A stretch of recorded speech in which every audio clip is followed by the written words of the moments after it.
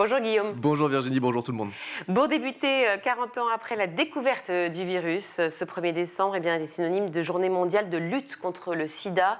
Et une bonne nouvelle, le nombre de contaminations est en baisse par rapport à 2019. Et ce, malgré des dépistages qui sont en hausse. Le nombre de personnes qui ont découvert leur séropositivité en 2022 a été estimé entre 4200 et 5700. Le SIDAction qui veut mettre en avant cette année la prévention, notamment chez les jeunes. 30% des 15-24 ans pensent que l'on peut attraper donc le virus tout simplement en s'embrassant. 13 points de plus que l'an passé. 65% des sondés ne savent pas où aller pour se faire dépister. Il faut donc mieux informer et prévenir. Écoutez Yazdan Pana, infectiologue et directeur de l'Agence nationale de recherche sur le sida. Il était l'invité de France Info. Le message de prévention, c'est 1.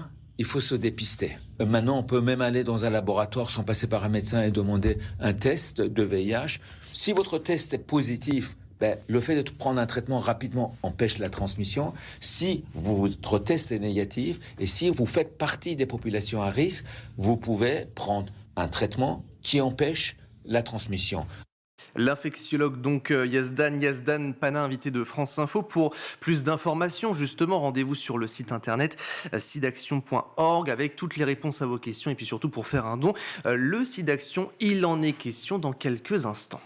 La question du logement pour les étudiants sur la table du gouvernement avec une nouvelle feuille de route. Objectif, produire 35 000 logements étudiants d'ici à la fin du quinquennat. C'est une promesse de la première ministre Elisabeth Borne. Pour cela, l'exécutif compte mobiliser du foncier de l'État et mettre à contribution les villes étudiantes. Dans ce premier cas, les deux ministères chargés de ce dossier souhaitent que les fonciers de l'État disponibles puissent être mis gratuitement à disposition des Crous. Cela représente 11 200 logements qui pourraient donc être créés. Les deux ministères évoque également la transformation de bureaux vacants en logements étudiants.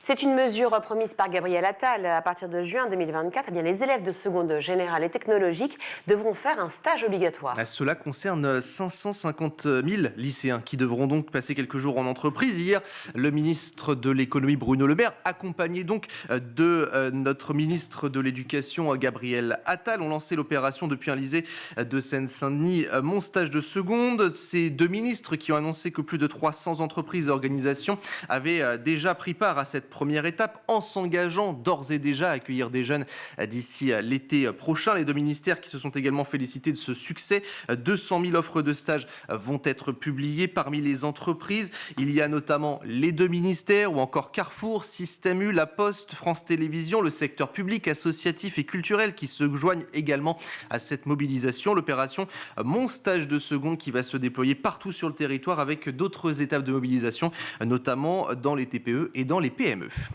Nous vous en avions parlé ici même. Le surveillant reconnu dans une vidéo pornographique par les élèves a démissionné. C'est le principal de l'établissement qui en a fait l'annonce aux parents. L'employé intégré à l'établissement depuis peu y est vu en plein débat sexuel dans une vidéo que l'on peut voir notamment sur le site pornographique Pornhub. La direction du collège a convoqué le surveillant. Ce dernier a démissionné à partir du moment où il a reconnu les faits. Et au-delà de cette reconnaissance, c'est simplement une décision pour elle, car c'est compliqué de travailler avec des enfants. Voici donc la défense du directeur à nos confrères de Ouest France. Pour terminer, le cow-boy le plus célèbre de la planète et qui tire plus vite que son ombre fait son retour. Je veux parler bien sûr de Lucky Luke. Tout à fait. Un nouvel album qui sort aujourd'hui, Les Indomptés, sous la plume de Blutch. C'est une première d'ailleurs pour ce dessinateur. Grand Prix d'Angoulême en 2009. Il est le 7e dessinateur à poursuivre les aventures du héros, imaginé par Maurice en 1946. Lucky Luke est donc de retour près de 80 ans après sa naissance dans ce nouvel épisode.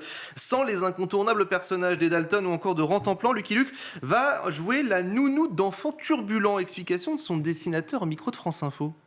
C'est une relecture de Lucky Luke, mais c'est un hommage à mes 3 enfants. C'est une manière aussi de leur tirer mon chapeau, ou de laisser une trace. Les miens sont pleins de verve, ils sont très très inspirants. Il y a des répliques que je n'ai pas eu à inventer, j'ai juste eu à plaquer ce que j'entendais, à noter et à le retranscrire. Le dessinateur Blutch, donc chez nos confrères de France Info, pour ce nouveau Lucky Luke, Les Indomptés, à découvrir et à acheter dans toutes les librairies, bien sûr.